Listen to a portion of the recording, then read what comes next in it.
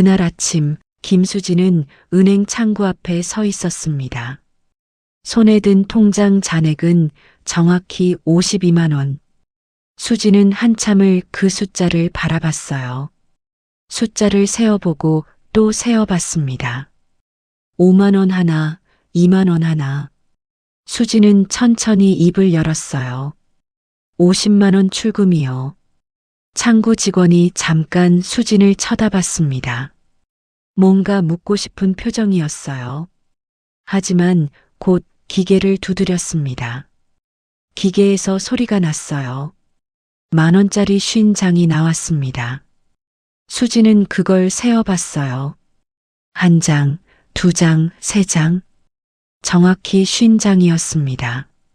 수진은 그걸 흰 봉투에 담았어요. 봉투를 접을 때 손이 떨렸습니다. 은행을 나서는 길은 무겁게 느껴졌어요. 발걸음이 떨어지지 않았습니다. 수진은 버스 정류장으로 걸어갔어요. 버스를 기다리는 동안 수진은 봉투를 내려다봤습니다. 흰 봉투 안에 50만 원. 수진의 한 달치 가치였어요. 버스가 왔습니다. 수진은 버스에 올라탔어요. 창밖을 보며 생각했습니다. 이게 내 인생의 전부인가? 버스는 천천히 움직였어요. 수진은 봉투를 가방 깊숙이 넣었습니다.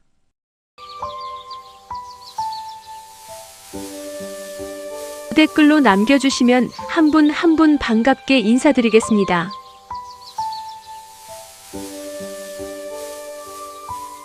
집으로 돌아오는 길은 멀게만 느껴졌어요. 버스를 타고 골목을 지나고 대문을 열었습니다.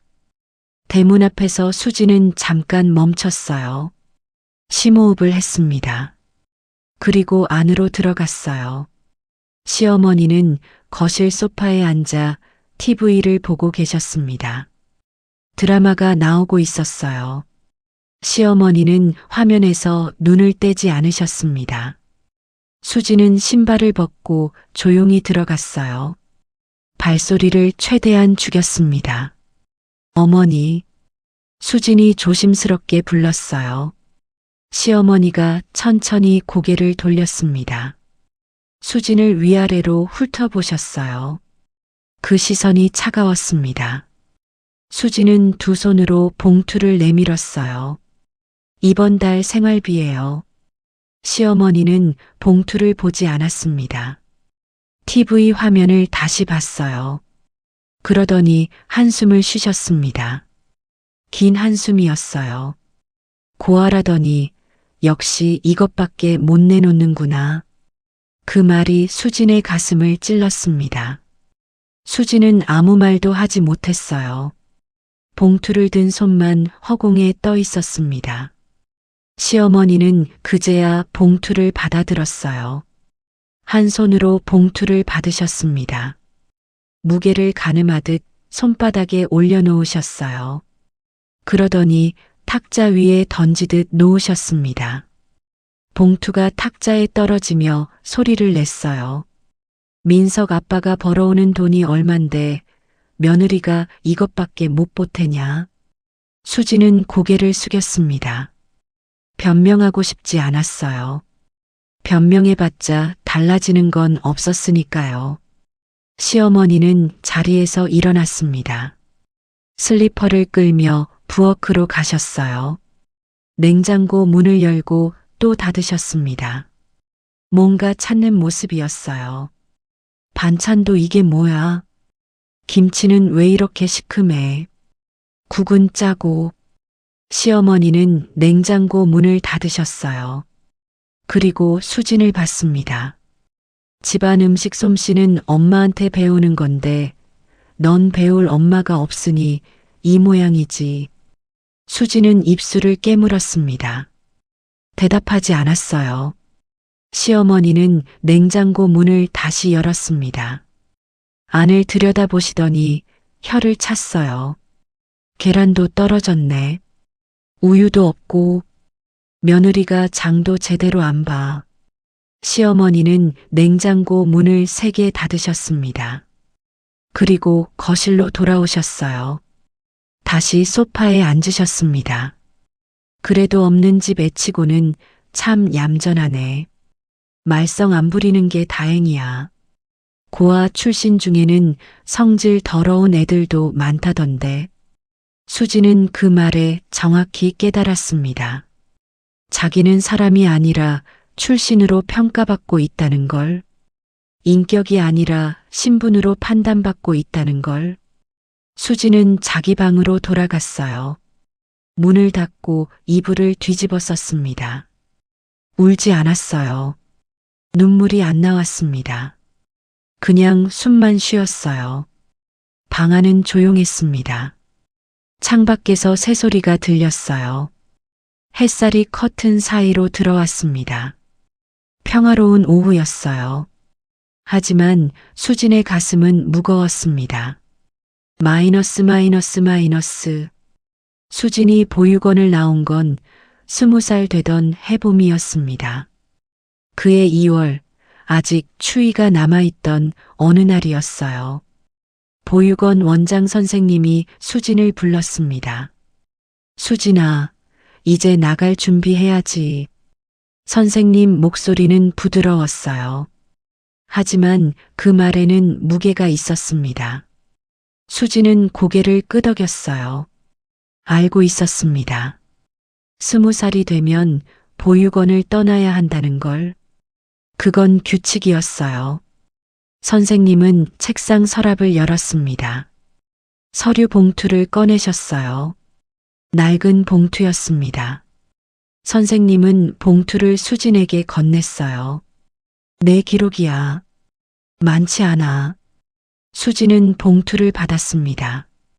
봉투를 열었어요. 안에는 서류 몇 장이 들어 있었습니다. 수지는 서류를 꺼내 읽었어요. 거기엔 이렇게 적혀 있었습니다. 김수진, 생후 6개월 추정, 서울역 대합실에서 발견. 발견 일시 1995년 3월 15일 오전 7시. 발견 당시 상태 건강 양호. 흰색 내에 착용. 친부모 정보 없음. 그게 전부였습니다. 수진의 20년 인생을 설명하는 전부. 수진은 서류를 다시 봉투에 넣었어요. 혹시 찾아볼 생각 없어? 선생님이 조심스럽게 물으셨어요. 수지는 고개를 저었습니다. 아니요. 필요 없어요. 왜? 저를 버린 사람들인데 찾아서 뭐 하겠어요? 선생님은 한숨을 쉬셨습니다. 수진을 안아주셨어요. 힘들면 언제든지 전화해. 알았지? 네, 선생님. 수지는 그날 보육원을 나왔습니다. 가방 하나가 전부였어요. 옷 몇 벌, 책 2권, 사진 1장. 보육원 친구들과 찍은 사진이었습니다. 첫 직장은 편의점이었어요. 시급 4,000원이었습니다. 야간 근무를 주로 했어요. 밤 10시부터 아침 6시까지. 손님이 별로 없었습니다. 수지는 그 시간에 책을 읽었어요. 낮엔 작은 공장에서 일했습니다. 전자부품 조립 공장이었어요. 오전 9시부터 오후 5시까지. 손이 빨라야 했습니다. 수지는 빨랐어요. 한 달 뒤 반장이 수진을 칭찬했습니다. 수진 씨, 일 잘하네요. 그게 수진이 들은 첫 칭찬이었어요. 수지는 기뻤습니다. 그렇게 1년이 지났어요.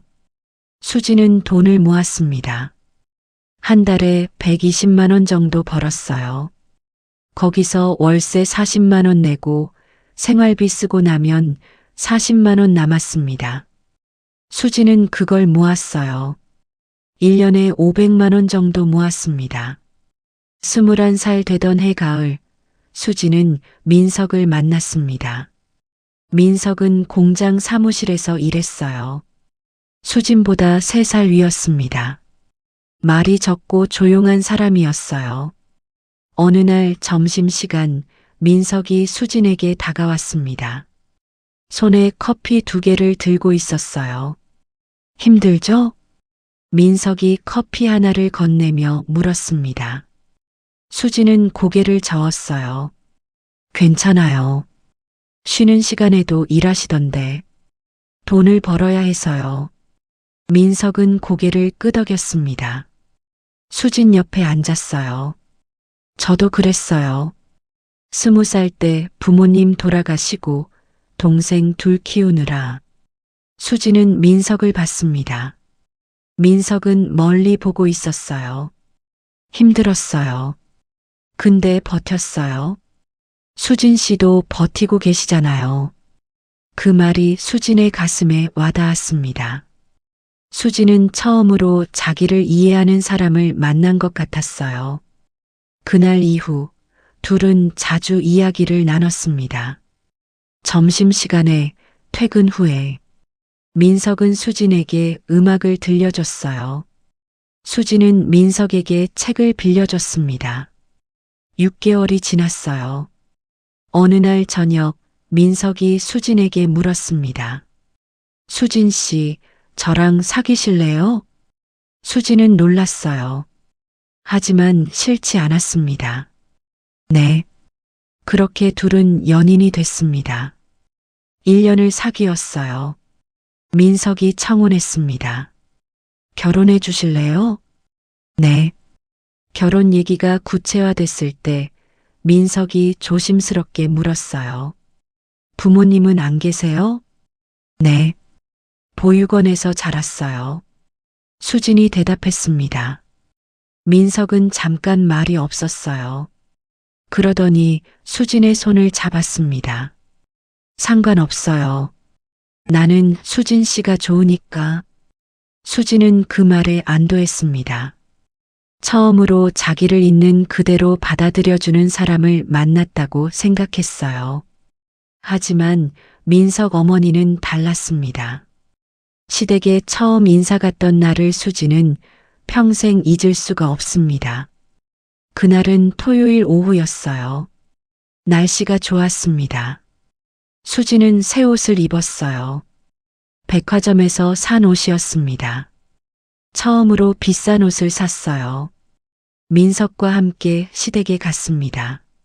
시댁은 오래된 단독주택이었어요. 마당에 화분이 많았습니다. 대문을 열고 들어가니 민석 어머니가 마당에 서 계셨어요. 민석 어머니는 수진을 위아래로 천천히 훑어보셨습니다. 머리부터 발끝까지. 수진은 긴장했어요. 손에 땀이 났습니다.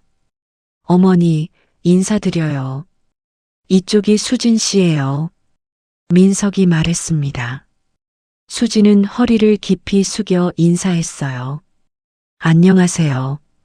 김수진입니다. 시어머니는 고개를 끄덕이셨습니다. 하지만 웃지 않으셨어요. 그리고 민석에게 물으셨습니다. 이의 집은 어디래? 민석이 조심스럽게 대답했어요. 보육원에서 자랐대요. 시어머니의 표정이 순간 굳었습니다. 눈빛이 차가워졌어요. 고아, 그 한마디였습니다. 시어머니는 더 이상 수진을 보지 않으셨어요.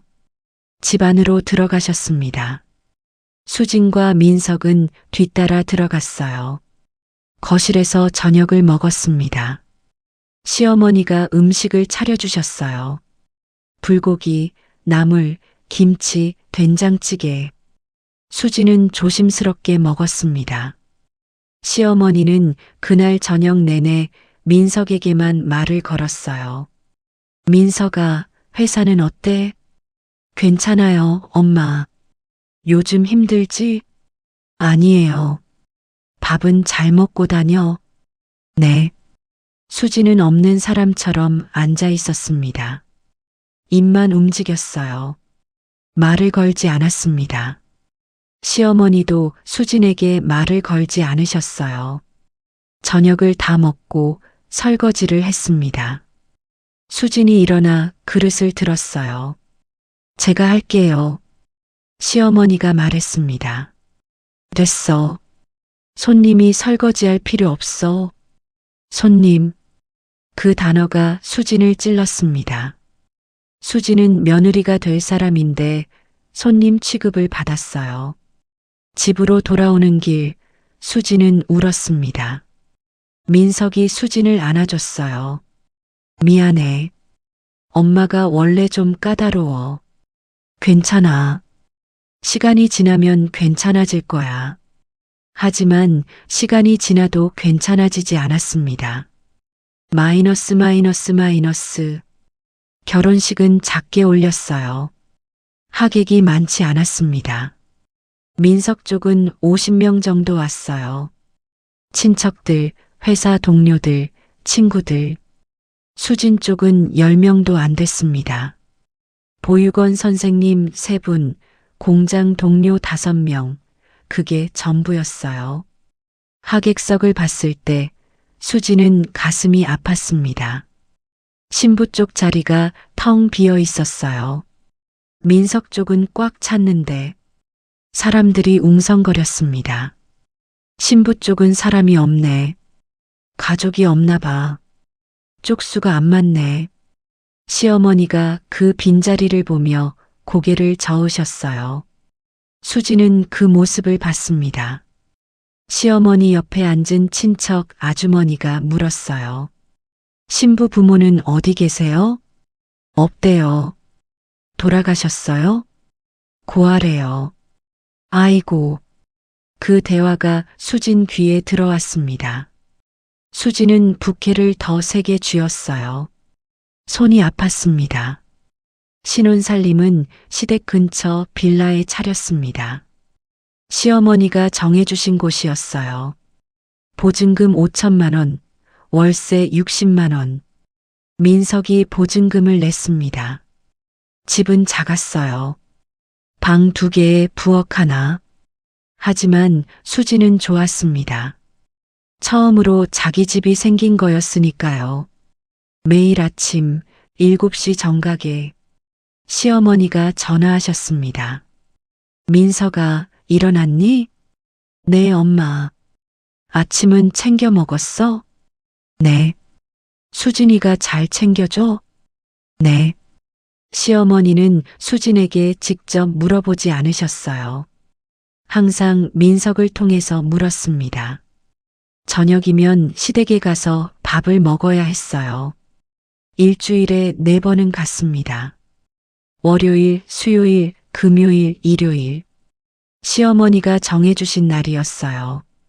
수지는 늘 부엌일을 거들었습니다. 밥 짓고, 국 끓이고, 설거지하고, 청소하고. 시어머니는 수진이 하는 일을 지켜보셨어요. 하나하나 체크하셨습니다. 칼질이 왜 그래? 파는 어슷하게 써는 거야. 국간을 봐야지. 너무 싱거워. 설거지할 때 물을 너무 많이 써. 청소는 구석구석 해야지. 엄마한테 안 배웠어? 그 말이 제일 많이 나왔습니다. 수지는 대답하지 않았어요. 대답할 수 없었습니다. 그러게 뿌리가 없는 애는 이래서 안 된다니까. 집안 예절도 모르고 음식 솜씨도 별로고. 민석은 옆방에서 TV를 보고 있었어요. 들리지 않는 척 했습니다. 가끔 부엌을 지나가면서 수진을 봤어요. 미안한 표정이었습니다. 하지만 아무 말도 하지 않았어요. 수진은 그게 더 서러웠습니다. 결혼 3년째 되던 해 수진은 일을 시작했어요. 동네 마트 계산대에서 일했습니다. 오전 9시부터 오후 6시까지. 주말에도 일했어요. 시어머니가 물으셨습니다. 왜 일을 해? 민석이 못 벌어? 아니에요. 그냥 집에만 있기 답답해서요. 수진이 조심스럽게 대답했어요. 시어머니는 코웃음을 쳤습니다. 고아 출신이라 돈이 급하긴 하겠지. 평생 돈 걱정하고 살았으니. 월급은 150만 원이었어요. 거기서 점심값 30만 원, 교통비 10만 원 빼면 110만 원 남았습니다. 수지는 그걸 모았어요. 반년이 지났습니다. 어느 날 시어머니가 말씀하셨어요. 수진아, 이제 너도 생활비 좀 보태야지. 수지는 놀랐습니다. 네, 내가 돈 벌잖아. 우리 집에 와서 밥 먹으면서 한 푼도 안 내는 게 말이 되니? 네, 어머니. 얼마 낼 수 있어? 수지는 계산해 봤어요. 자기 용돈 20만 원 빼고 저축 40만 원 하고 나면 50만 원 낼 수 있었습니다. 50만 원 드릴게요. 시어머니는 잠깐 생각하시더니 고개를 끄덕이셨어요. 그래, 그 정도면 되겠다. 그날부터 수지는 매달 50만 원을 시어머니께 드렸습니다. 봉투에 담아서 민석은 그 돈이 어디에 쓰이는지 몰랐어요. 수진도 묻지 않았습니다. 1년이 지났습니다. 수지는 여전히 50만 원을 드렸어요. 2년이 지났습니다. 3년이 지났습니다. 수지는 계속 50만 원을 드렸습니다. 그런데 작년 겨울 수지는 우연히 알게 됐어요. 시어머니가 그 돈을 모아서 적금을 들고 계셨다는 걸. 민석 동생 결혼 자금으로 쓰시려고요. 2천만 원이 넘게 모였다고 했습니다. 수지는 그 사실을 알고도 아무 말하지 않았어요. 어차피 자기 의견은 중요하지 않았으니까요. 마이너스. 올해 들어 수지는 마트 일을 그만뒀습니다. 몸이 안 좋아졌어요. 자주 어지러웠습니다. 두통도 있었어요. 병원에 갔더니 의사 선생님이 말씀하셨어요. 과로세요. 스트레스도 심하고 좀 쉬셔야겠어요. 수지는 일을 그만뒀습니다. 시어머니가 전화하셨어요. 그럼 생활비는 어떻게 할 거야? 제가 알아볼게요. 수지는 퇴직금을 받았습니다. 200만 원이었어요. 3년 동안 일한 대가. 수지는 그중 50만 원을 뽑아 시어머니께 드렸습니다. 시어머니는 그 돈을 받으며 말씀하셨어요. 이제 일 안 하면 다음 달은 어떻게 할 거야? 남편 월급에서 뺐을 거야? 아니에요. 제가 알아볼게요. 시어머니는 한숨을 쉬셨어요. 고생이다, 정말. 고아 출신이라 이것저것 챙길 데가 없으니 친정에서 도와주는 것도 없고. 한 달이 지났습니다. 수지는 새 일자리를 찾지 못했어요. 이력서를 10군데 넘게 냈지만 면접도 못 봤습니다. 2달이 지났습니다. 통장 잔액은 점점 줄어들었어요. 150만 원이 100만 원이 됐고 100만 원이 70만 원이 됐습니다. 4월에 수지는 겨우 일자리를 찾았어요. 이번엔 식당이었습니다. 주방 보조였어요. 아침 6시부터 오후 3시까지 일했습니다. 몸은 힘들었지만 월급은 마트보다 나았어요. 180만 원이었습니다. 수지는 여전히 매달 50만 원을 시어머니께 드렸어요. 남은 돈으로는 자기 생활비를 썼습니다. 옷도 사지 않았어요. 화장품도 안 샀습니다. 미용실도 안 갔어요. 그렇게 모아서 매달 50만 원을 만들었습니다. 그런데 지난달 식당이 문을 닫았습니다. 주인 아저씨가 말씀하셨어요. 미안해요. 장사가 안 돼서 문 닫아야겠어요. 수지는 마지막 월급을 받았어요. 60만 원이었습니다. 밀린 월급 일부였어요. 수지는 그 돈을 통장에 넣었습니다. 한 달이 지났습니다. 통장 잔액은 점점 줄어들었어요. 60만 원이 55만 원이 됐고 55만 원이 52만 원이 됐습니다. 그러다 이번 달이 됐습니다. 잔액은 52만 원. 수지는 그중 50만 원을 뽑아야 했어요. 그러면 2만 원만 남았습니다. 다음 달엔 어떻게 해야 할까? 수지는 생각했어요. 하지만 답이 없었습니다. 그날 아침 수지는 은행에 갔습니다. 그리고 50만 원을 뽑았어요. 봉투에 담아서 시댁으로 갔습니다. 어머니, 이번 달 생활비예요. 시어머니는 봉투를 받으시더니 무게를 느껴보셨어요. 그러고는 말씀하셨습니다. 고아라서 가진 게 없으니 이것밖에 못 내놓지. 그래도 없는 집 애치고는 얌전하네. 말썽 안 부리는 게 다행이야. 고아 출신 중에는 성질 더러운 애들도 많다던데 너는 그래도 순해. 수지는 사람이 아니라 출신으로 평가받고 있다는 걸 그제야 정확히 알았습니다. 인격이 아니라 신분으로 판단받고 있다는 걸. 수지는 그날 집으로 돌아와 방에 누웠어요. 천장을 보며 생각했습니다.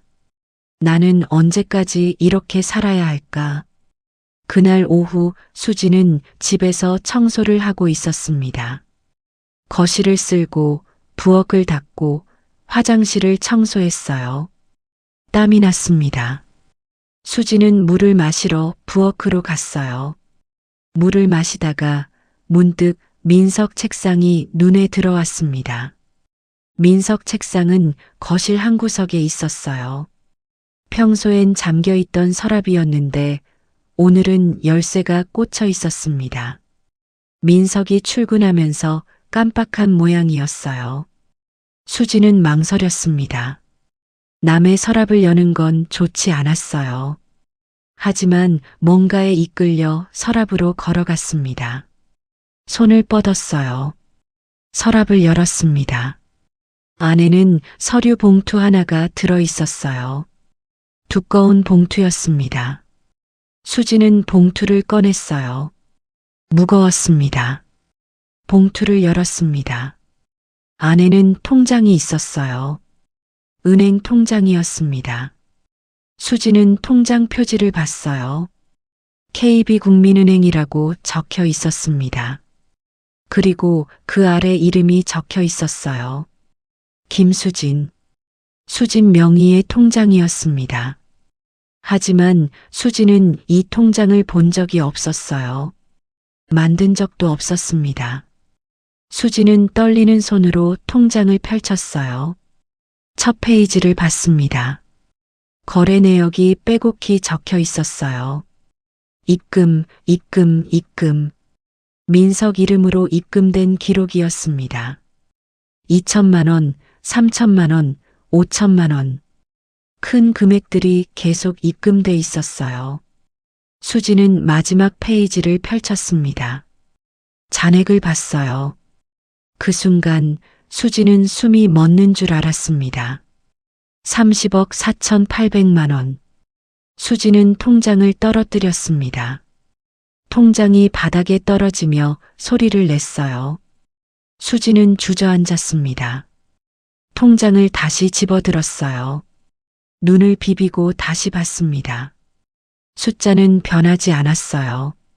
30억 4,800만 원. 이게 뭐지? 수지는 손이 떨렸습니다. 통장을 다시 처음부터 봤어요. 거래 내역을 하나하나 확인했습니다. 첫 입금은 5년 전이었어요.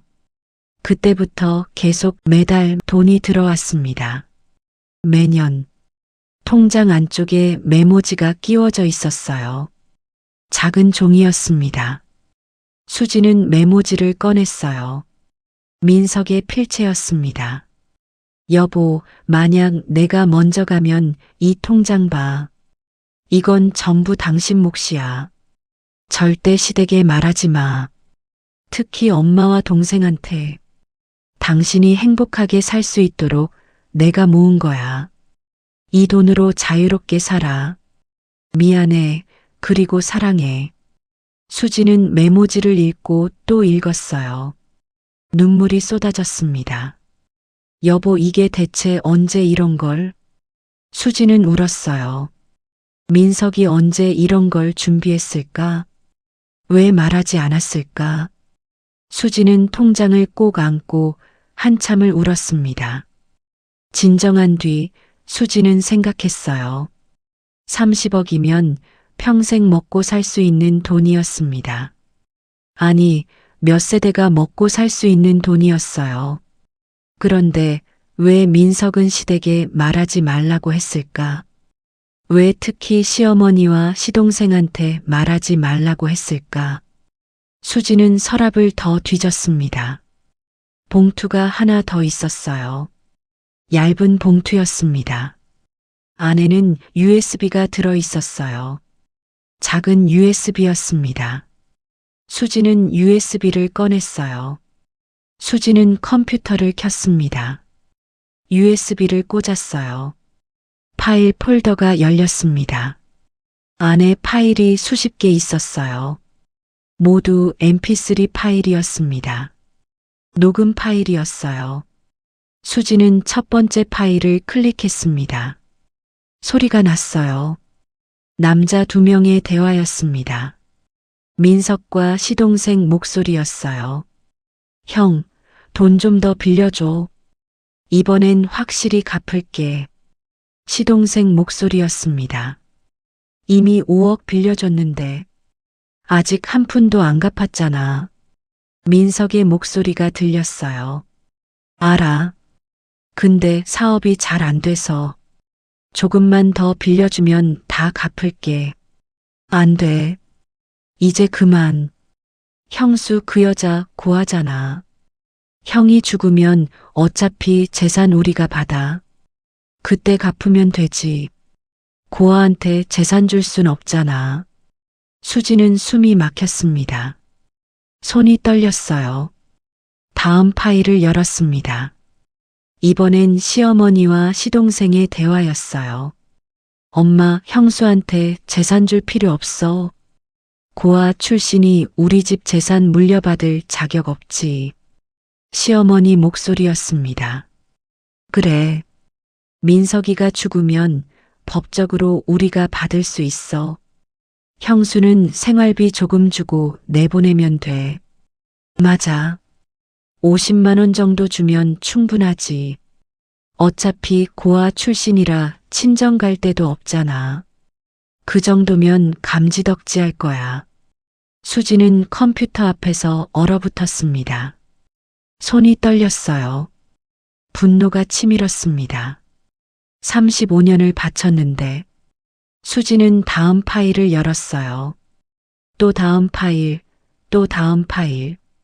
모두 20개가 넘는 녹음이었습니다. 시댁 식구들이 수진을 어떻게 생각하는지, 재산을 어떻게 차지할 계획인지 모두 녹음돼 있었어요. 마지막 파일을 들었습니다. 이건 최근 녹음이었어요. 석 달 전. 엄마, 형수가 요즘 일을 안 한대. 그럼 생활비를 못 낼 텐데. 걱정 마. 어떻게든 낼 거야. 고아 출신이라 돈에 집착하거든. 만약 못 내면? 그럼 내쫓으면 되지. 뭐? 수지는 컴퓨터를 껐습니다. 울고 싶었어요. 하지만 눈물이 안 나왔습니다. 분노만 치밀었어요. 그때 휴대폰이 울렸습니다. 모르는 번호였어요. 수지는 잠깐 망설이다가 전화를 받았습니다. 여보세요? 혹시 김수진 씨 맞으신가요? 낮고 조심스러운 남자 목소리였습니다. 네, 맞는데요. 누구세요? 제 이름은 이정호입니다. 변호사예요. 수지는 긴장했습니다. 무슨 일이세요? 김수진 씨, 혹시 본인의 출생 기록에 대해 아시는 게 있으신가요? 수지는 숨이 막혔어요. 무슨 말씀이세요? 설명드려야 할 게 많습니다. 전화로는 어렵고요. 꼭 직접 만나 뵙고 싶습니다. 수지는 전화를 끊고 싶었어요. 하지만 뭔가가 수진을 붙잡았습니다. 무슨 일인지 먼저 말씀해 주세요. 이정우 변호사는 한숨을 쉬었습니다. 김수진 씨, 혹시 본인이 서울역에서 발견된 아이라는 사실 아시나요? 네, 알아요. 그 사건과 관련해서 수진 씨를 찾고 계신 분들이 있습니다. 수진의 손이 떨렸습니다. 누구요? 직접 말씀드리겠습니다. 내일 오전 10시 서초동 제 사무실로 오실 수 있으신가요? 주소는 문자로 보내드리겠습니다. 수진은 한참을 침묵했어요. 머릿속이 복잡했습니다. 30억 통장, 녹음 파일, 그리고 낯선 변호사. 모든 게 한꺼번에 쏟아진 것 같았어요. 가겠습니다. 감사합니다. 내일 뵙겠습니다. 전화가 끊겼습니다. 수지는 휴대폰을 내려놓고 주저앉았어요. 가슴이 두근거렸습니다. 무서웠어요. 동시에 뭔가 알고 싶었습니다. 그날 밤 민석이 퇴근했습니다. 현관문이 열리는 소리가 났어요. 수지는 평소처럼 저녁을 차렸습니다. 된장찌개, 김치, 생선구이, 나물. 민석은 말없이 밥을 먹었어요. 수지는 민석을 보다가 물었습니다. 여보, 내일 오전에 잠깐 외출 좀 해야 하는데. 민석이 고개를 들었어요. 어디? 병원. 수지는 거짓말을 했습니다. 민석은 고개를 끄덕였어요. 그래, 다녀와. 어디 아파? 아니, 그냥 정기검진. 그래. 조심히 다녀와. 그게 전부였습니다. 민석은 더 묻지 않았어요. 수지는 안도하면서도 섭섭했습니다. 밤에 수지는 잠을 이루지 못했어요. 30억 통장을 다시 꺼내봤습니다. 숫자를 확인했어요. 여전히 30억이었습니다. 녹음 파일을 다시 들었어요. 시댁 식구들의 목소리가 귀에 울렸습니다. 그리고 변호사 말을 생각했습니다. 나를 찾는 사람이 있다고? 수지는 이불을 뒤집어 썼습니다. 천장을 봤어요. 어둠 속에서 눈만 떴습니다. 새벽까지 뒤척였어요. 다음 날 아침 수지는 일찍 일어났습니다. 5시에 눈이 떠졌어요. 더 이상 잠이 안 왔습니다. 수지는 일어나 씻었어요. 옷장을 열고 옷을 골랐습니다. 평소에 입던 편한 옷 대신 조금 단정한 옷을 꺼냈어요. 검은색 바지에 흰 블라우스. 거울을 봤습니다. 얼굴이 창백했어요. 수지는 화장을 조금 했습니다. 파운데이션, 립스틱. 민석은 6시에 일어났어요. 수지는 민석 아침을 차렸습니다. 밥, 국, 반찬. 민석은 빨리 먹고 출근했어요. 다녀올게. 조심히 다녀와. 민석이 나간 뒤 수지는 가방을 챙겼습니다. 지갑, 휴대폰, 손수건. 그리고 집을 나섰어요. 서초동까지는 1시간 반이 걸렸습니다. 버스를 타고 지하철을 2번 갈아탔어요. 지하철 안은 사람들로 붐볐습니다. 출근하는 사람들이었어요. 수지는 창밖을 봤습니다. 터널이 지나가고 역이 지나갔어요. 9시 40분에 서초역에 도착했습니다. 수지는 지하철에서 내렸어요. 엘리베이터를 타고 지상으로 올라갔습니다. 밖은 맑았어요. 햇살이 좋았습니다. 변호사 사무실 주소를 확인했어요. 여기서 10분 거리였습니다. 수지는 천천히 걸었어요. 빌딩들이 높았습니다. 사람들이 바빠 보였어요. 변호사 사무실은 큰 빌딩 10층에 있었습니다. 수지는 로비로 들어갔어요. 엘리베이터를 탔습니다. 10층 버튼을 눌렀어요. 엘리베이터가 올라갔습니다. 층수가 표시됐어요. 3층, 5층, 8층, 10층. 엘리베이터 문이 열렸습니다. 수지는 내렸어요. 복도를 걸었습니다. 1002호. 거기에 법무법인 정호라고 적혀 있었어요. 수지는 문을 열고 들어갔습니다. 안은 깔끔했습니다. 흰색 벽에 회색 소파, 책장에 법률 책들이 꽂혀 있었어요. 젊은 여직원이 책상에 앉아 있었습니다. 어서 오세요. 어떻게 오셨어요? 김수진인데요. 이정우 변호사님과 약속이 있어서요. 아, 네. 잠시만 기다리세요. 여직원이 전화를 걸었어요. 잠깐 통화하더니 수진을 봤습니다. 이쪽으로 오세요. 수진은 여직원을 따라 복도를 걸었어요. 작은 회의실이 나왔습니다. 여직원이 문을 열어줬어요. 안으로 들어가세요. 변호사님께서 곧 오실 거예요. 수지는 회의실로 들어갔습니다. 테이블이 하나 있었어요. 의자가 6개. 수지는 의자에 앉았습니다. 창밖을 봤어요. 서울 시내가 보였습니다. 잠시 뒤 문이 열렸습니다. 중년 남자가 들어왔어요. 양복을 입고 안경을 쓴 사람이었습니다. 50대 초반쯤 돼 보였어요. 김수진 씨, 처음 뵙겠습니다. 저는 이정우 변호사입니다. 안녕하세요. 수진은 일어나 인사했습니다. 이정우 변호사는 손을 내밀었어요.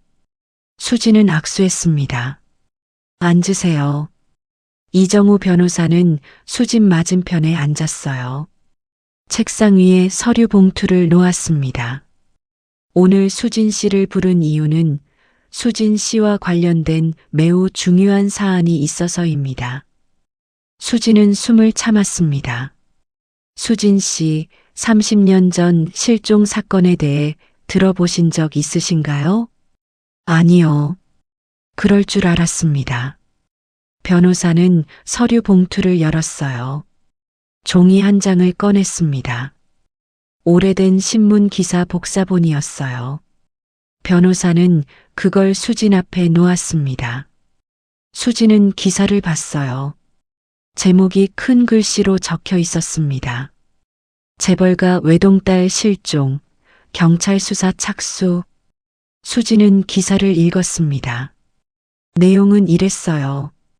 30년 전 어느 재벌가의 갓난아기가 실종됐다는 것. 생후 6개월 된 여자아이였다는 것.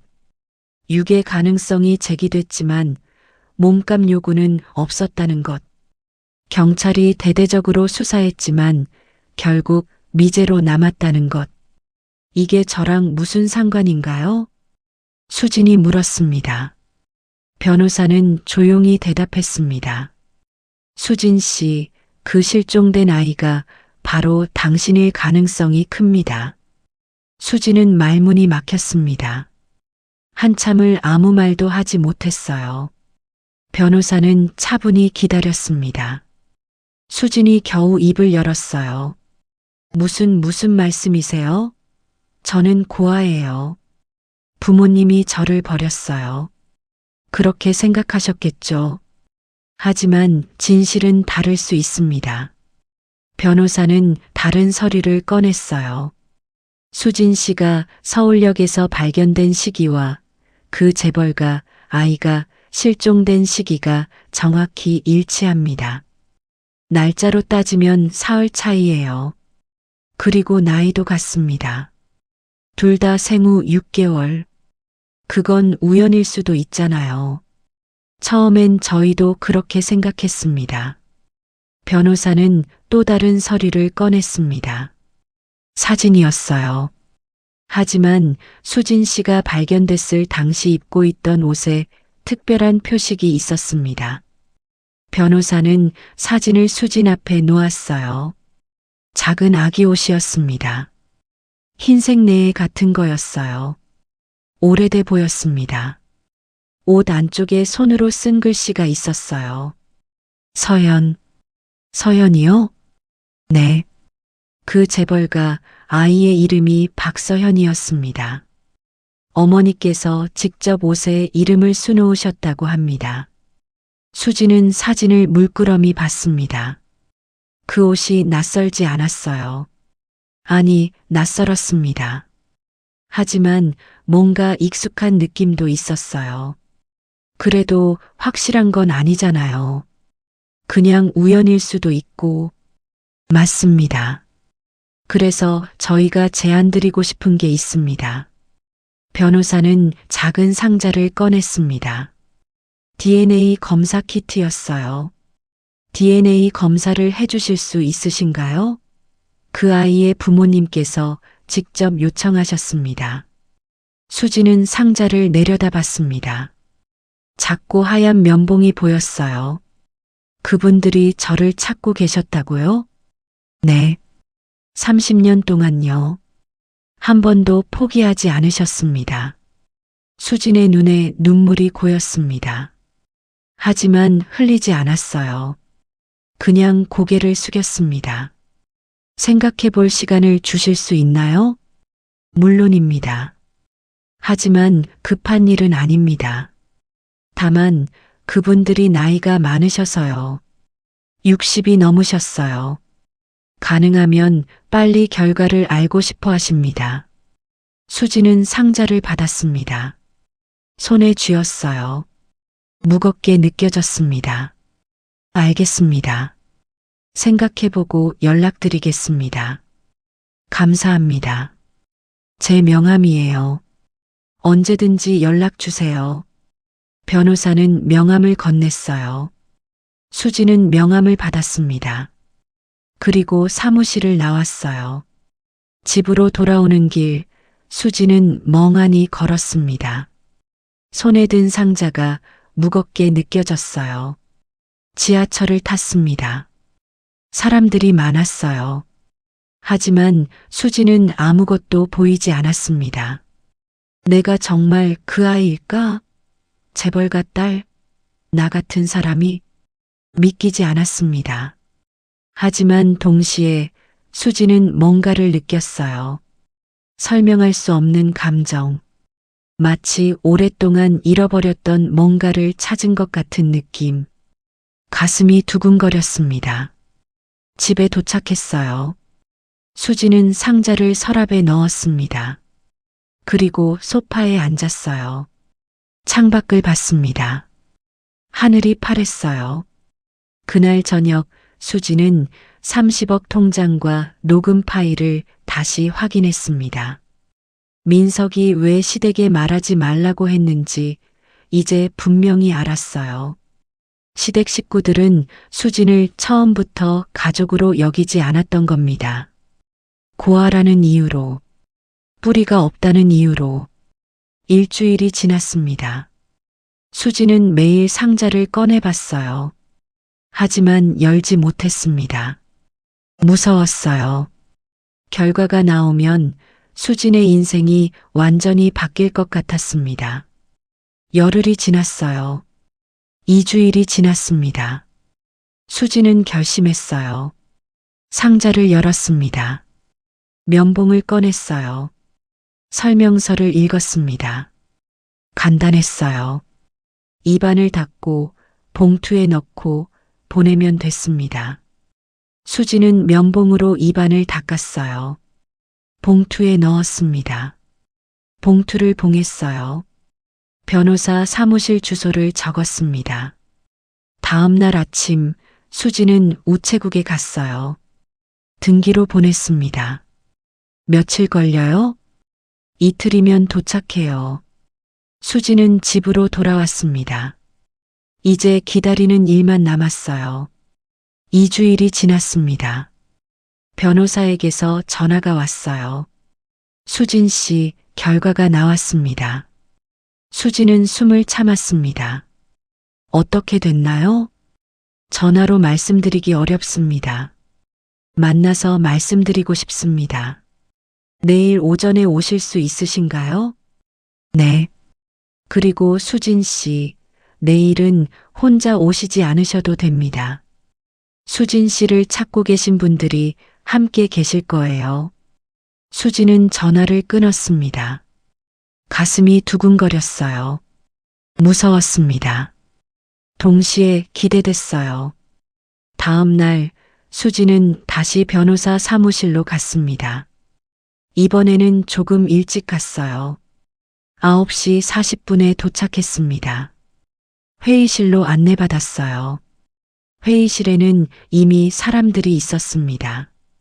중년의 남자와 여자였어요. 둘 다 단정한 옷을 입고 있었습니다. 남자는 회색 양복, 여자는 베이지색 원피스. 여자는 수진을 보자마자 눈물을 터뜨렸습니다. 서연아. 수진은 그 자리에 서 있었습니다. 움직일 수 없었어요. 변호사가 말했습니다. 김수진 씨, DNA 검사 결과 99.9% 일치합니다. 이분들이 수진 씨의 친부모님이십니다. 수진은 아무 말도 할 수 없었습니다. 그냥 그 자리에 서서 두 사람을 봤어요. 여자가 다가왔습니다. 천천히 조심스럽게 수진의 손을 잡았어요. 미안해. 정말 미안해. 우리 딸. 그 목소리에 수진의 눈에서 눈물이 흘렀습니다. 처음이었어요. 수진이 누군가 앞에서 우는 건 수진은 울었습니다. 남자가 말했습니다. 우리 딸 30년을 찾았어. 이제 괜찮아. 이제 우리가 있어. 수진은 더 세게 울었어요. 여자가 수진을 안았습니다. 수진은 그 품에서 울었어요. 오랫동안. 그날 오후 수진은 친부모와 함께 카페에 앉아 있었습니다. 조용한 카페였어요. 창가 자리에 앉았습니다. 아버지 이름은 박재호, 어머니 이름은 최은숙이었어요. 내가 태어나고 6개월 됐을 때였어. 어머니 은숙이 말했습니다. 목소리가 떨렸어요. 그날 아침 집에 유모가 있었어. 우리는 회사 일이 있어서 잠깐 외출했는데 2시간 뒤에 돌아왔을 때 내가 없었어. 유모도 사라졌고 아버지 재호가 덧붙였습니다. 바로 경찰에 신고했습니다. 경찰이 왔어요. 수사했어요. 유모를 찾으려고 했는데 그 사람은 가짜 신분증을 쓴 사람이었어요. 주소도 가짜, 이름도 가짜. 추적이 안 됐습니다. 우린 미쳤듯이 찾았어. 은숙이 계속 말했습니다. 전국을 뒤졌어. 사설 탐정도 고용하고 방송에도 나가고 포스터도 붙이고 할 수 있는 건 다 했어. 하지만 찾을 수 없었어요. 재호의 목소리가 떨렸습니다. 1년이 지나고 2년이 지나고 10년이 지났어요. 경찰은 포기하라고 했어요. 주변 사람들도 포기하라고 했어요. 하지만 우린 포기할 수 없었어요. 그러다 10년 전 새로운 단서가 나왔어요. 은숙이 수진의 손을 잡았어요. 서울역에서 발견된 아이들 명단을 조사하던 중 같은 시기에 발견된 여자아이가 있다는 걸 알았어요. 나이도 비슷하고 발견 날짜도 비슷했어요. 거기서부터 다시 조사했습니다. 재호가 말했습니다. 보육원을 찾아갔어요. 기록을 확인했어요. 그리고 내가 입고 있던 옷을 봤어요. 그 옷에 서연이라고 수놓아진 이름을 봤어요. 내가 직접 수놓았던 이름이었어요. 그때 확신했어. 은숙이 울었습니다. 이 아이가 우리 딸이라고. 그래서 너를 찾기 시작했어. 보육원에서 내가 어디로 갔는지, 어떻게 살고 있는지. 그리고 드디어 너를 찾았어. 수지는 울었습니다. 은숙과 재호도 울었어요. 셋은 한참을 울었습니다.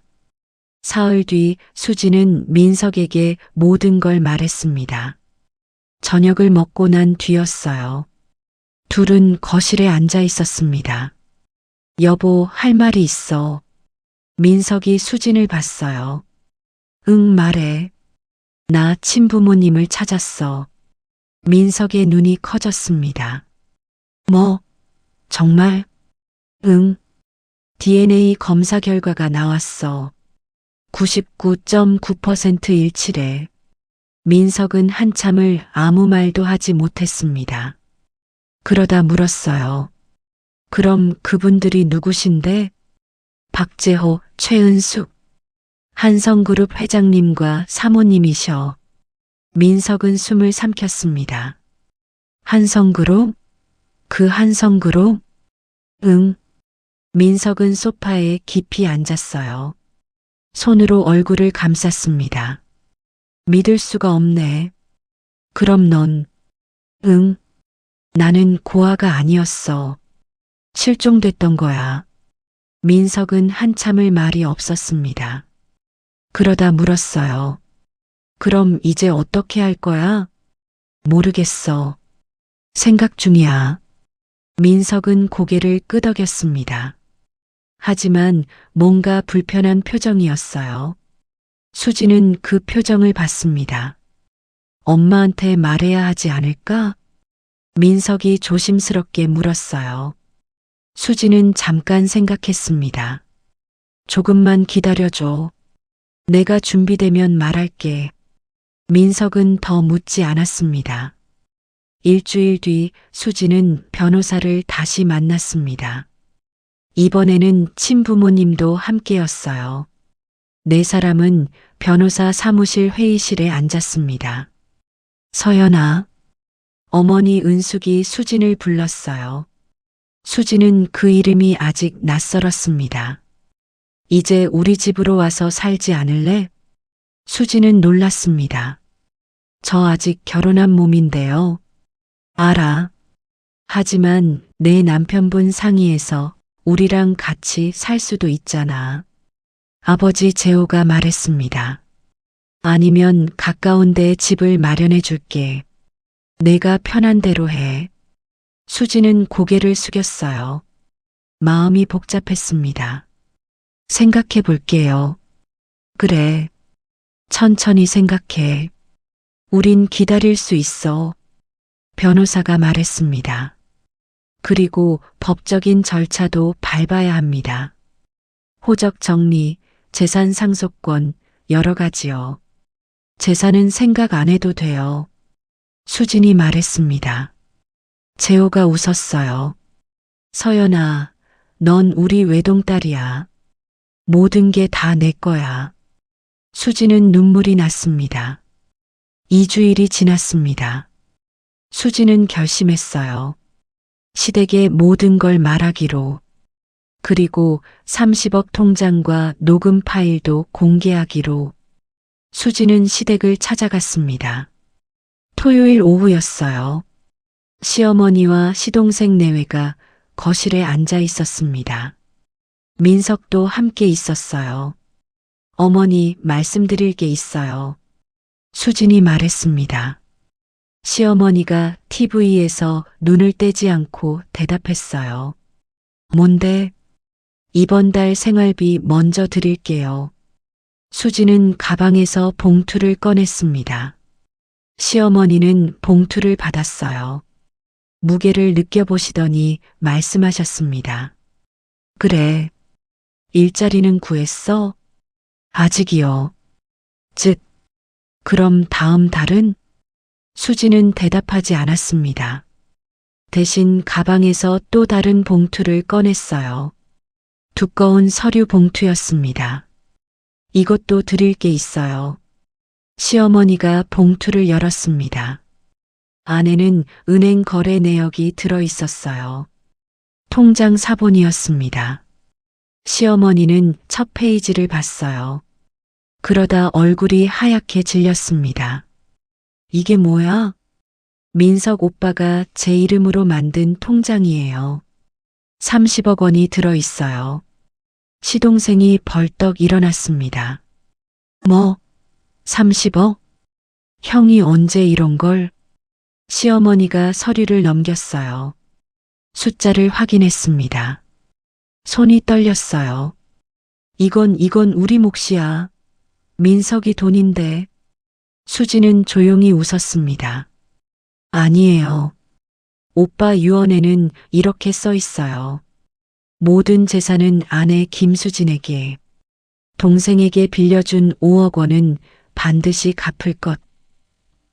시동생의 얼굴이 굳었습니다.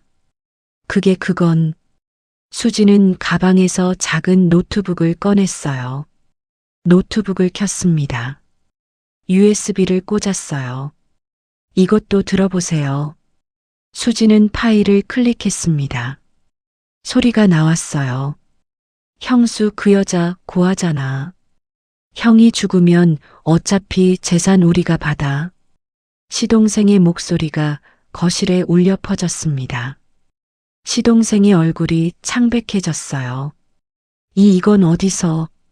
수지는 다음 파일을 재생했습니다. 고아 출신이 우리 집 재산 물려받을 자격 없지. 시어머니의 목소리였습니다. 시어머니는 입을 다물지 못했어요. 형수는 생활비 조금 주고 내보내면 돼. 50만 원 정도면 충분하지. 수지는 노트북을 닫았습니다. 시동생과 시어머니를 봤어요. 35년을 바쳤는데 저를 이렇게 생각하고 계셨군요. 시어머니가 말했습니다. 수진아, 이건 오해야. 우린 말씀 안 하셔도 돼요. 수지는 자리에서 일어났습니다. 5억 원은 3개월 안에 갚으세요. 안 그러면 법적 조치 취하겠습니다. 변호사도 준비돼 있어요. 시동생이 소리쳤습니다. 너 감히. 내가 뭔데? 수지는 시동생을 봤어요. 처음으로 똑바로 봤습니다. 저요? 저는 이제 더 이상 고아가 아니에요. 그때 밖에서 소리가 들렸습니다. 경적 소리였어요. 수지는 창문을 열었습니다.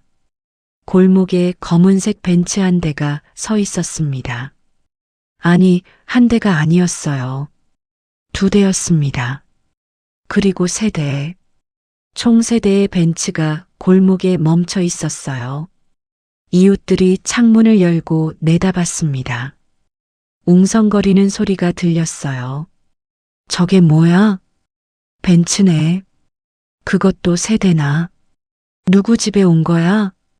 시어머니는 당황해서 밖으로 나갔습니다. 팔짱을 끼고 차를 봤어요. 여기 주차 금지예요. 차 빼세요. 첫 번째 차 뒷문이 열렸습니다. 한 여자가 내렸어요. 최은숙이었습니다.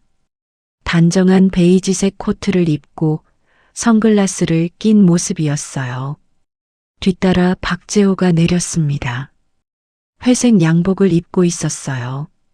2번째, 3번째 차에서도 사람들이 내렸습니다. 정장을 입은 남자들이었어요. 비서들과 경호원들이었습니다. 저희가 김수진 씨를 찾고 있습니다. 재호가 말했습니다. 목소리가 차분했어요. 하지만 권위가 있었습니다.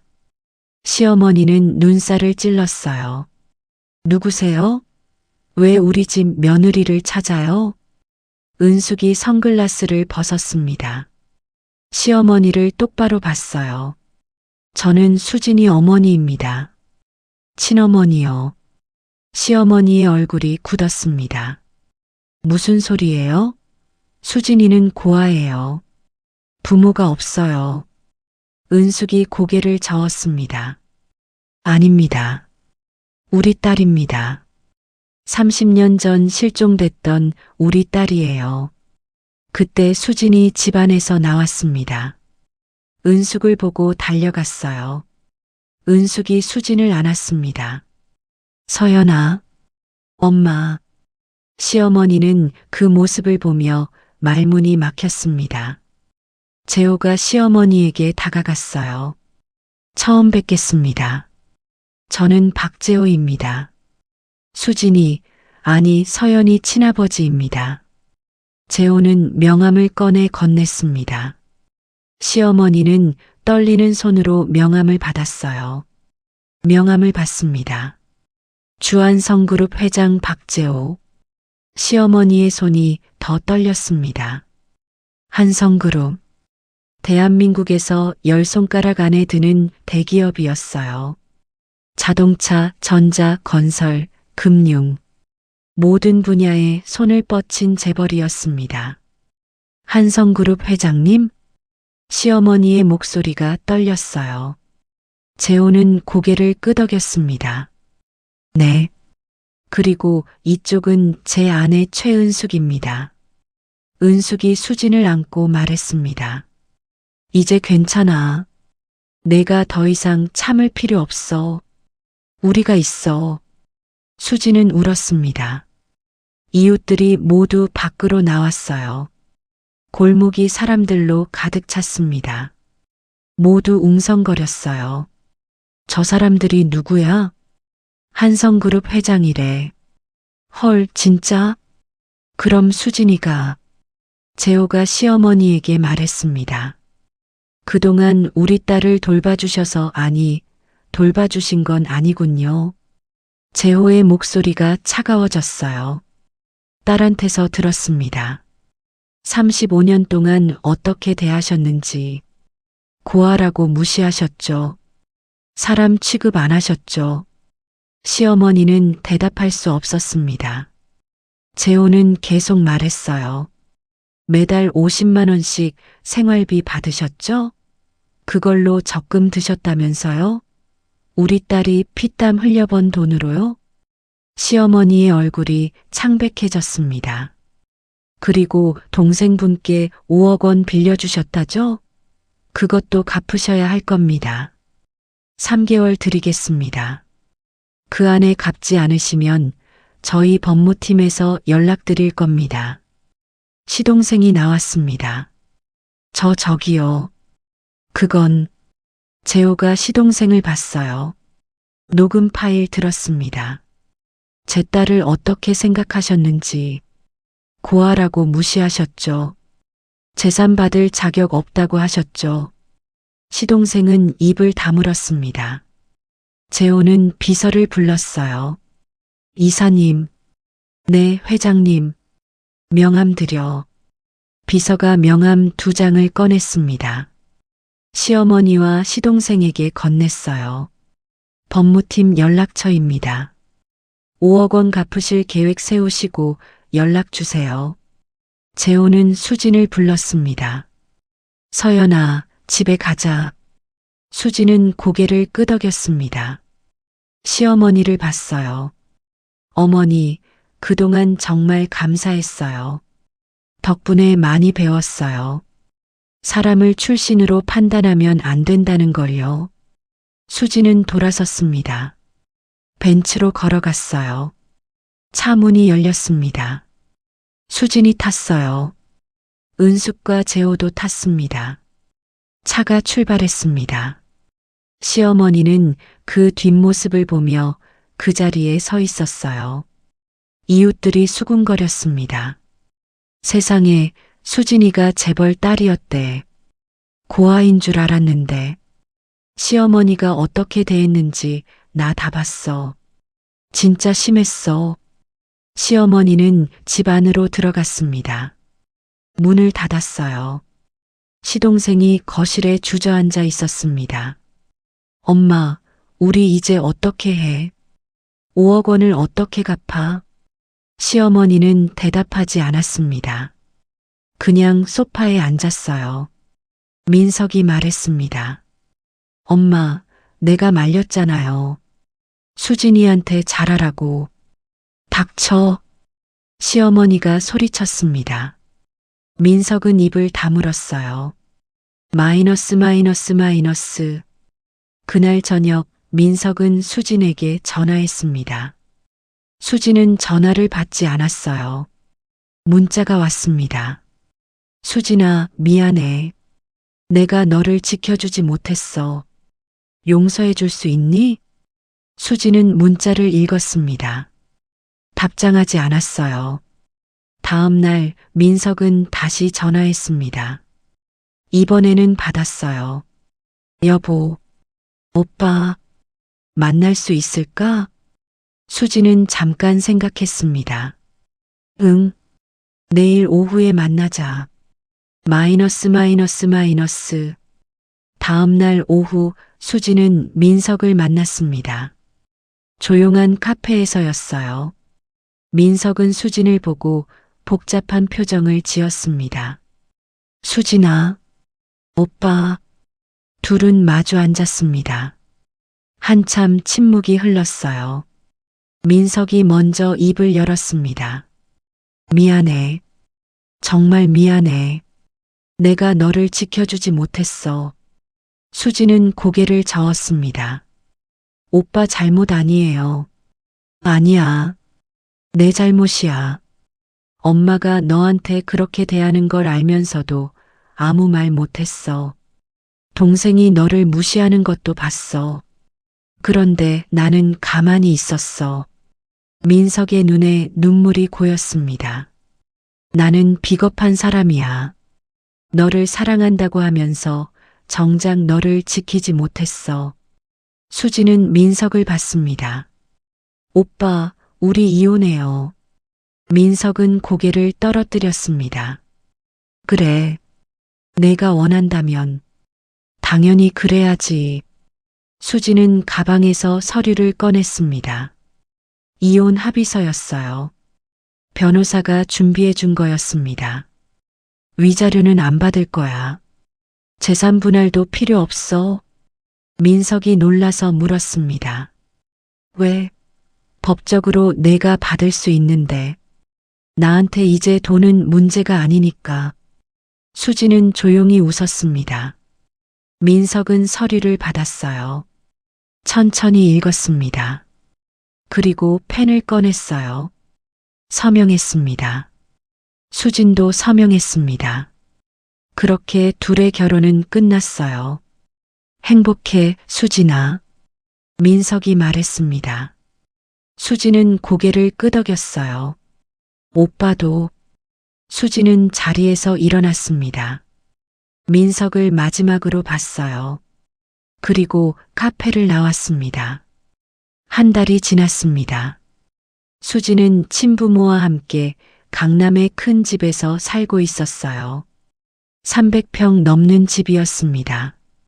방이 6개, 거실이 2개, 정원도 있었어요. 수지는 처음엔 적응이 안 됐습니다. 너무 컸어요. 너무 화려했습니다. 수지는 작은 방 하나면 충분했는데 이 큰 집이 어색했어요. 불편하지 않니? 어머니 은숙이 물었습니다.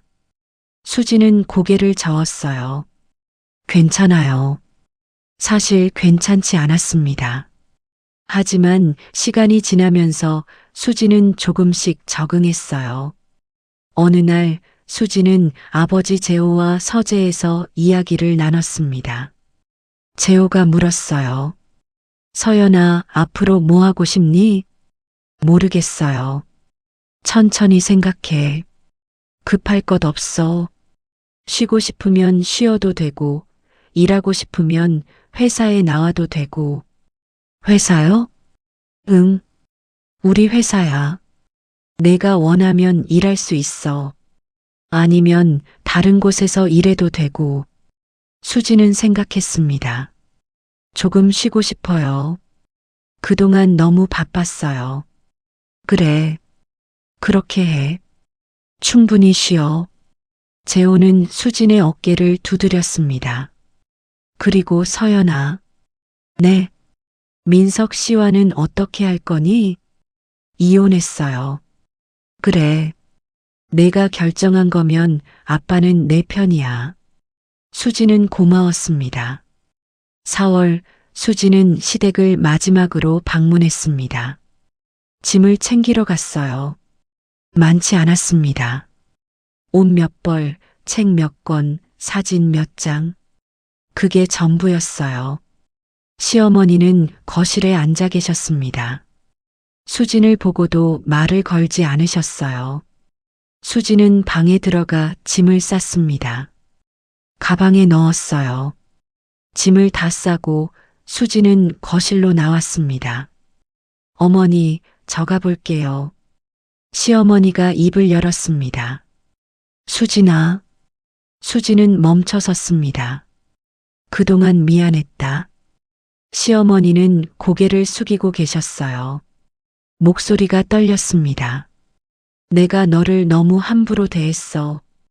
고아라고 무시했어. 사람 취급 안 했어. 수진은 아무 말도 하지 않았습니다. 시어머니는 계속 말했어요. 이제야 알았어. 사람의 가치는 출신이 아니라는 걸.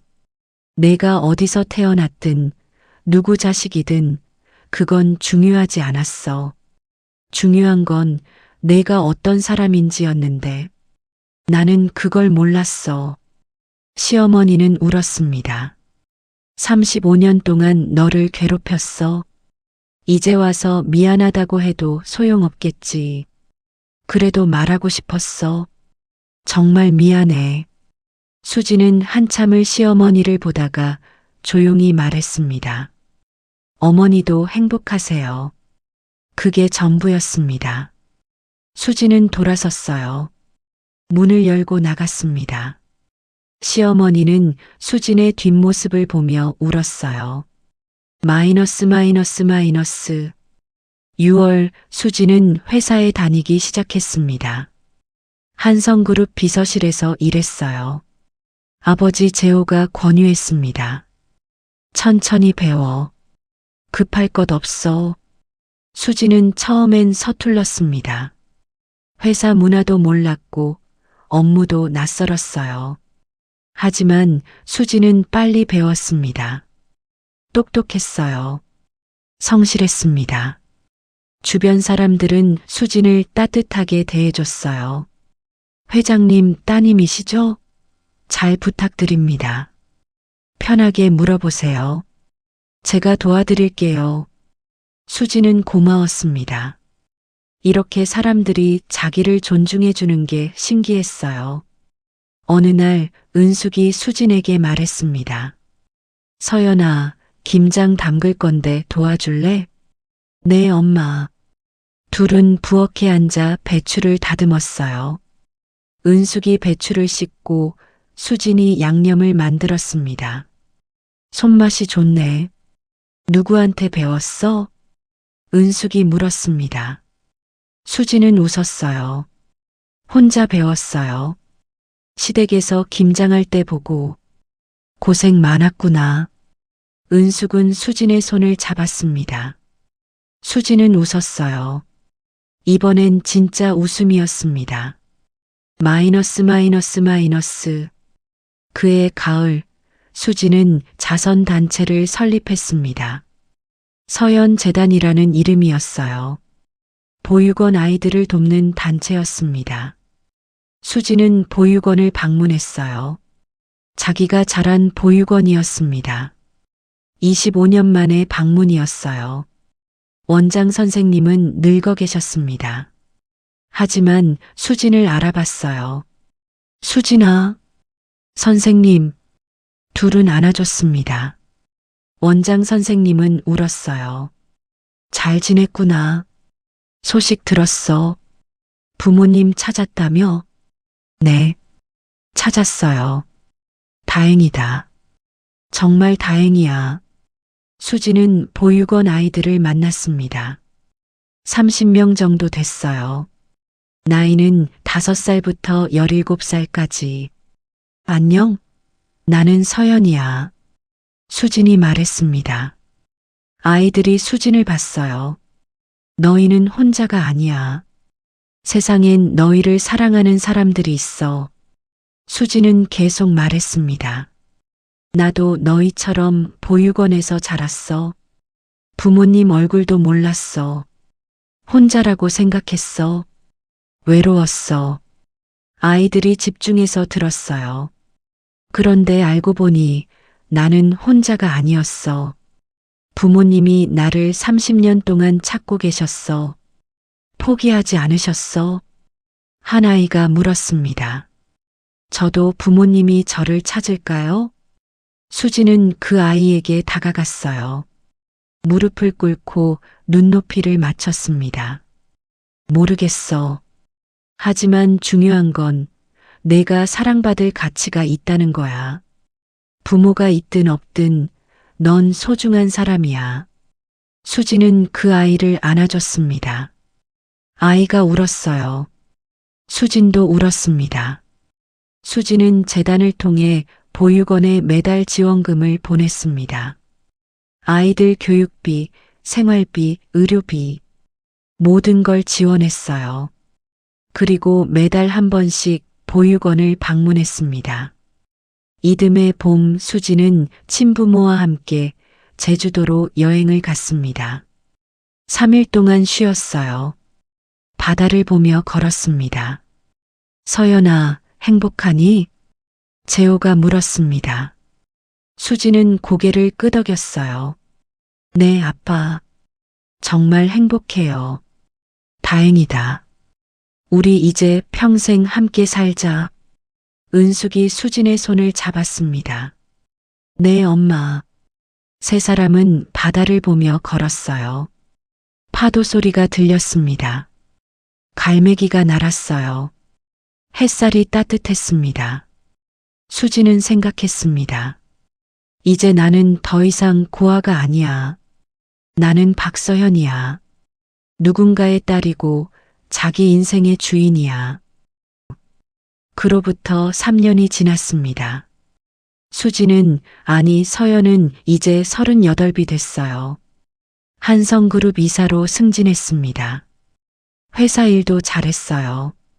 어느 가을 오후 서연은 백화점에서 쇼핑을 하고 있었습니다. 옷을 고르다가 누군가와 마주쳤어요. 시어머니였습니다. 수진아. 시어머니가 먼저 불렀습니다. 서연은 멈춰 섰어요. 시어머니는 많이 늙어 보였습니다. 머리가 하얗게 샜어요. 주름도 깊어졌습니다. 안녕하세요, 어머니. 잘 지내니? 네, 어머니는요? 나도 잘 지내. 둘은 잠깐 서로를 봤습니다. 시어머니가 말했어요. 그때 정말 미안했어. 진심이야. 서연은 고개를 끄덕였습니다. 알아요. 용서해 줄 수 있니? 서연은 한참을 생각했습니다. 시어머니를 봤어요. 늙고 초라한 모습이었습니다. 옛날의 기세는 어디에도 없었어요. 어머니, 저는 어머니를 용서했어요. 이미 오래전에. 정말? 네. 용서하지 않으면 제가 계속 과거에 묶여 있게 되잖아요. 저는 앞으로 나아가고 싶었어요. 시어머니는 눈물을 닦았습니다. 고맙다. 정말 고마워. 어머니도 행복하세요. 남은 인생 편하게 사세요. 서연은 인사하고 걸어갔습니다. 뒤돌아보지 않았어요. 시어머니는 서연의 뒷모습을 보며 그 자리에 서 있었습니다. 그날 저녁 서연은 부모님과 함께 저녁을 먹었습니다. 아버지 재호가 물었어요. 서연아, 오늘 무슨 일 있었니? 표정이 밝네. 아니요. 그냥 좋은 날이었어요. 뭐가 좋았는데? 과거를 정리한 것 같아요. 재호는 고개를 끄덕였습니다. 은숙이 서연의 손을 잡았어요. 우리 딸 정말 멋지다. 서연은 웃었습니다. 행복했어요. 저녁을 다 먹고 서연은 자기 방으로 갔습니다. 책상 앞에 앉았어요. 서랍을 열었습니다. 안에 낡은 흰 봉투가 하나 있었어요. 서연은 봉투를 꺼냈습니다. 3년 전 마지막으로 시어머니께 드렸던 그 봉투였어요. 50만 원이 들어있던 봉투. 시어머니가 나중에 돌려줬습니다. 이건 내 거야. 받아. 하시며 서연은 봉투를 펼쳤습니다. 안은 비어 있었어요. 서연은 봉투를 보며 생각했습니다. 50만 원. 그게 내 가치의 전부라고 생각했었지. 하지만 이제는 알았습니다. 사람의 가치는 돈으로 매길 수 없다는 걸, 출신으로 평가할 수 없다는 걸, 사람의 가치는 그 사람 자체에 있다는 걸. 서연은 일기를 꺼냈습니다. 펜을 들었어요. 쓰기 시작했습니다. 오늘도 감사한 하루였다. 나를 버린 줄 알았던 부모님이 30년을 찾아주셨고, 나를 무시했던 사람들은 이제 내 삶에 없다. 50만 원이 내 가치의 전부라고 생각했던 그날, 나는 몰랐다. 내 진짜 가치는 돈으로 매길 수 없다는 걸. 이제 나는 안다. 사람의 가치는 출신도 돈도 아닌 그 사람 자체에 있다는 걸. 그리고 나는 나 자신으로 충분히 가치 있는 사람이라는 걸. 서연은 일기를 덮었습니다. 창밖을 봤어요.